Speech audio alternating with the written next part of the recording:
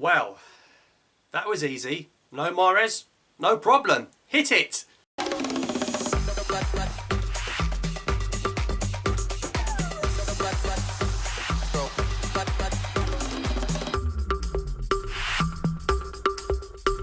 Hello and welcome back to another video on the channel. It's finished. Algeria 3, Ghana 0, and a very emphatic performance. And I have to say once again, Algeria not at their best, but still producing winning performances, and that takes Algeria to 34 games unbeaten. I don't care what anyone else says. The Arab Cup games don't count. We're talking about the main Algerian national team are 34 games unbeaten, going back to when we lost to Benin in 2018, and it's now 2022, so it's almost 4 years without losing.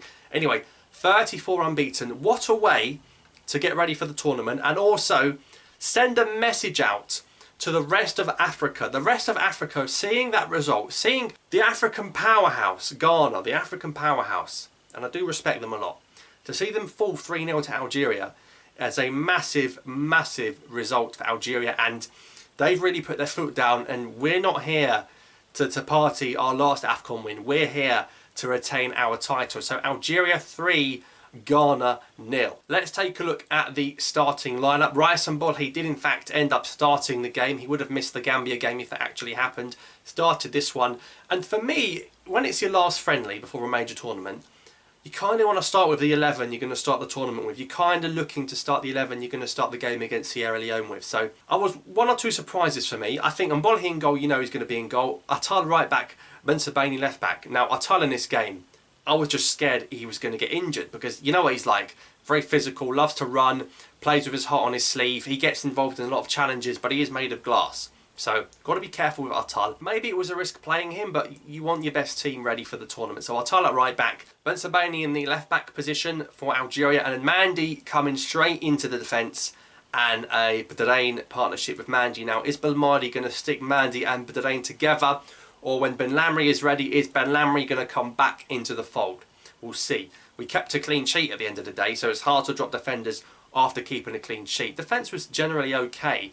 There's only one nervy moment when Bolhi decided to chip the Ghana attacker, and it almost rebounded into the goal. But the clean sheet's also a very positive sign without Ben Lamry in the team. So do we stick with Bedrein? I do want to see Ben Lamry come back into the side. Now midfield too.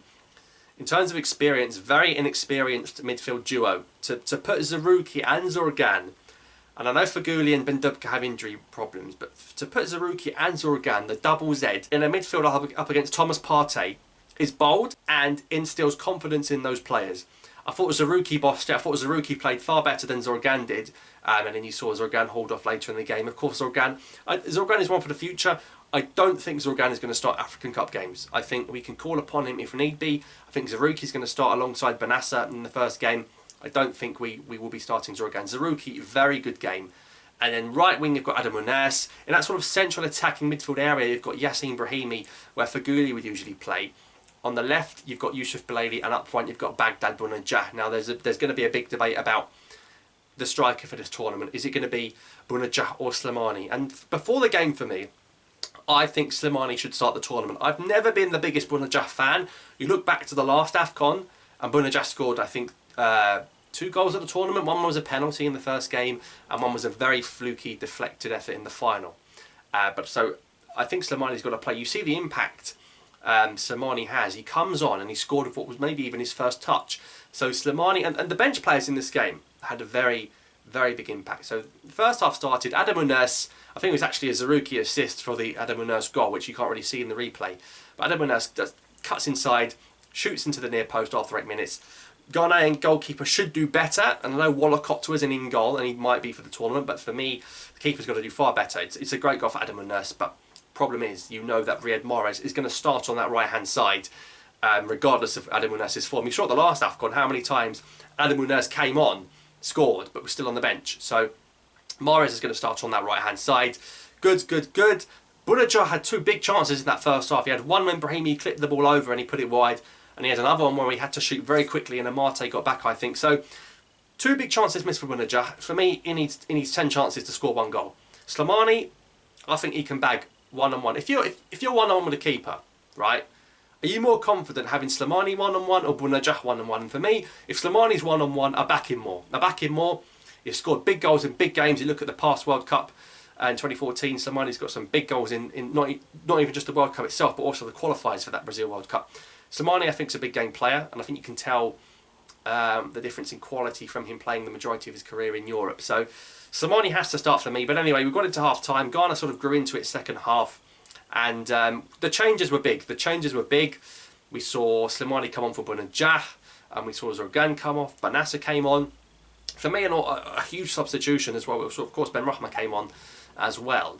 The big one for me was Farid Belaya. I mean, Farid Belaya, he came on. The second goal is an own goal. It's Altala's run that brings the own goal, and we know he's got that in his locker going forward, Altala, which is brilliant. We saw him do it at the last AFCON, the first game, winning that penalty against Kenya. But Belaya's involvement in this game was huge, and I think the second goal he gave it to Altala, and the third goal, Belaya's involvement was very, very good, and he sort of changed the game. And Belaya did more for me in the last 15-20 minutes than Brahimi did in the whole game. Again, Brahimi not passing, like we say, you need two footballs when Brahimi's playing, one for himself and one for the match. Arab Cup, Brahimi wasn't there. Belaya came on for me, impressed more than Brahimi. Slimani came on, impressed more than Bounedjah. The only issue is with Bounedjah, he's got that relationship, that Wahrani relationship with Belali, and those two link up very well together. You risk deharmonising chemistry if you play Belali and Slimani, because Belali, of course, telepathically knows Bounedjah far better, and they play a lot more games together. But Slimani's got to have the nod for me. So 3-0 win. Slimani comes on, scores pretty much straight away. He looks comfortable, and very pleased with this result. It's a big statement for African football. We're ready for this tournament, and we've still got players to come back into the fold. You know, we've still got Mensah to start, Mahrez to come into the team, Feghouli to come back, Ben Lamry to come back. So overall, looking very, very positive. Bit quiet this game for Belali, but we'll let it go after the Arab Cup he had. Anyway, we're ready for this cup. We're 34 unbeaten. We've smashed Ghana. Good game, Ghana.